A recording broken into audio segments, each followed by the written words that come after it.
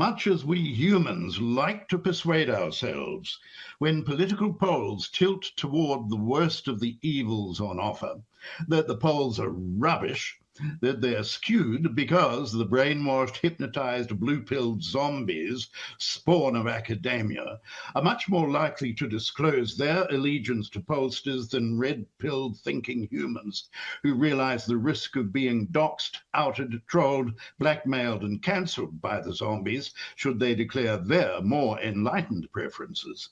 Still, it was a shock in March to read of polls showing hard labour, the Islamic Shoplifters Pāti of Aotearoa, aka the Defund the Police Party of Aotearoa, aka the Puberty Blocker Party of Aotearoa, and Te Apārtheid, all of those pulling ahead of the governing coalition.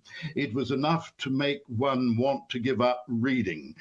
Thus, it was a relief to hear the April polls reversing this trend, including brain-dead TVNZ's poll. Warning, quacker alert. With the halfway point in sight, which parties are getting a second wind and which political leaders are getting a stitch? National is up 2 points on 36%, Labour down 1 on 32. That's a 4-point difference. And it's worth noting in our last poll, the gap between the pair closed by 7 points. National here regains almost half that, but not all of it. The Greens and ACT remain steady, 10 and 9% respectively. New Zealand First springing up 2 points on 7%, the party's highest result in nearly 8 years. Te Pāti Māori dipping by 1 point, now 3%.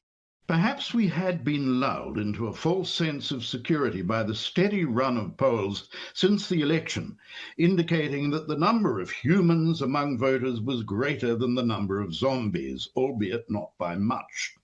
Surely, perhaps we were thinking, it's inconceivable that our beloved country, once a relative bastion of freedom of speech, movement and association, of the right not to be experimented upon and to refuse medical treatment, could ever willingly go back to this. We drum in that messaging around the dangers of COVID pretty diligently for a full 2-week period of sustained propaganda.